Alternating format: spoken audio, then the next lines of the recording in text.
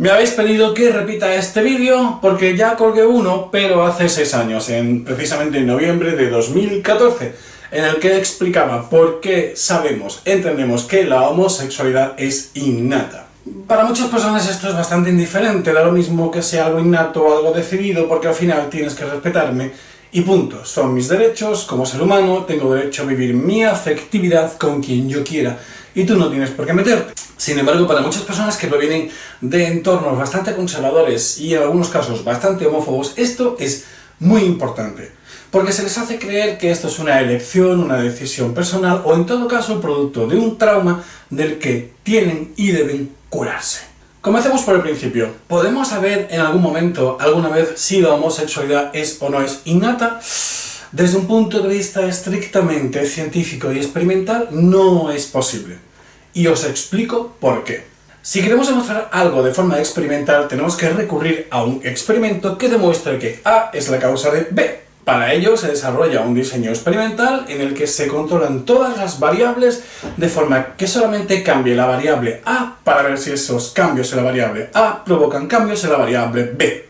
En el caso de la homosexualidad tendríamos que recurrir a un experimento como, por ejemplo, suministrar a mujeres embarazadas diferentes niveles de hormonas sexuales durante determinados periodos de embarazo y después comprobar si el porcentaje de niños homosexuales que nacen es mayor o menor que aquellas en las que no se les ha variado en ningún caso los niveles hormonales durante su embarazo. En primer lugar, técnicamente es muy complicado porque a ver cómo sabemos si los niños son homosexuales o no si el niño no lo dice o deja de decirlo. Y en segundo lugar, y lo más importante, esto se salta todas las reglas sobre la ética en experimentación.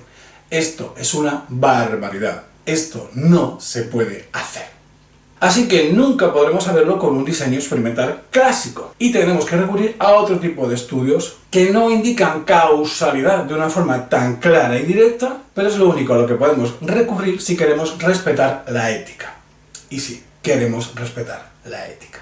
Uno de los primeros elementos que nos ayudó a entender que probablemente haya algo innato en la homosexualidad es el hecho de que en la población intersexual hay un porcentaje mayor de personas homo y bisexuales que en la población general. Se sabe que los niveles hormonales durante el periodo fetal de las personas que nacemos con genitales intersexuales es distinto del de la población general, y eso ya nos indicaba que posiblemente los niveles hormonales fetales tuvieran algo que ver. Estos niveles hormonales tienen que ver muchas veces con los genes, y existía una polémica de la que, por cierto, os aconsejo que volváis a repasar el vídeo en el que hablo de ello, porque no veo tal polémica. Uno de los elementos que induce más confusión es que existen muchísimos elementos, muchos genes, muchos niveles de hormonas, a veces algunas proteínas que pueden estar incidiendo en el hecho de que la persona que nazca sea homosexual.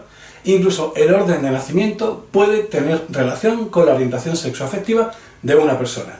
El orden de nacimiento dentro del número de hermanos, siendo muy frecuente que el menor de un montón de hermanos varones sea un chico homosexual. Pero como digo, no es la única causa, existen muchas. Sin embargo, hay otra forma de entenderlo, y tiene que ver con el aprendizaje. Imaginemos que la homosexualidad fuera una conducta adquirida, algo aprendido. ¿La homosexualidad sigue las leyes del aprendizaje? No. En primer lugar, no sigue la ley del refuerzo. La ley del refuerzo nos dice que aquellas conductas que se premian se instauran, se consolidan, y aquellas conductas que son castigadas se extinguen. Sin embargo, la homosexualidad, por más que es castigada, nunca se extingue. No podemos dejar de ser homosexuales.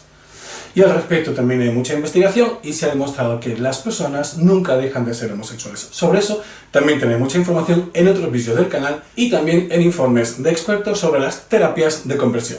Venga, a ver vídeos, que hay mucha información y tenéis muchas horas de documentación para estar bien empapaditos. En segundo lugar, entendemos que la conducta, si es aprendida, es reversible.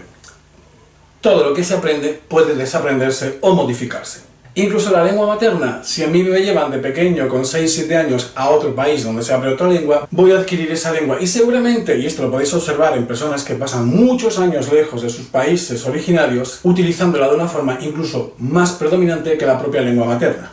Pero no solo eso, sino el propio registro lingüístico. Tú puedes nacer en una familia con determinados condicionantes socioeconómicos que hablen de determinada manera. Y a través de tu vida vas aprendiendo diferentes registros, vas aprendiendo a expresarte de forma diferente. Es decir, el lenguaje es adquirido y se puede modificar. Es cierto que una vez que aprendes a hablar no puedes dejar de hablar a no ser que sea debido a una lesión, pero puedes modificar esa forma tuya de hablar. Y en el resto de comportamientos, aún más fácil, porque el lenguaje es algo muy nuclear del ser humano.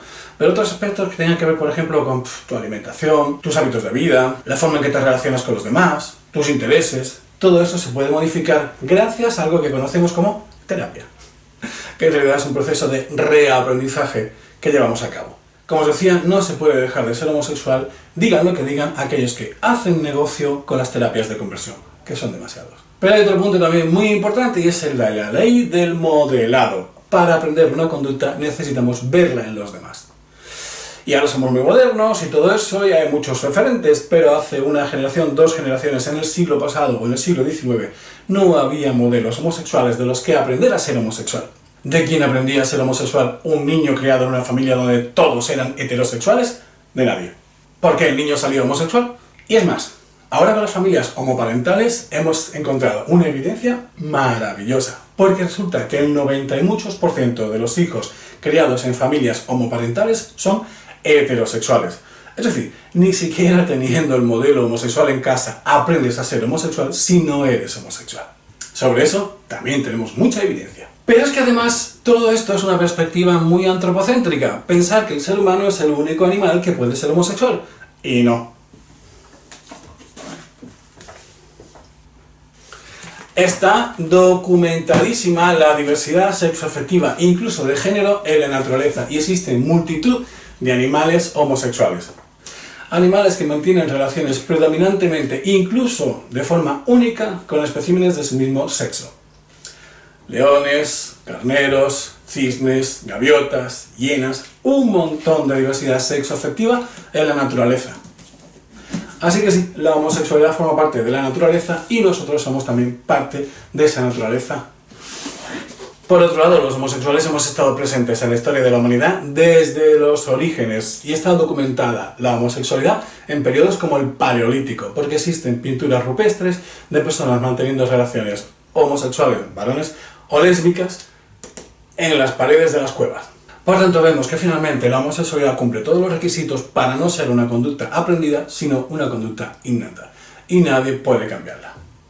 Así que no os engañen, nadie deja de ser homosexual. Y es más, no existe ninguna razón por la que tú tengas que dejar de ser homosexual.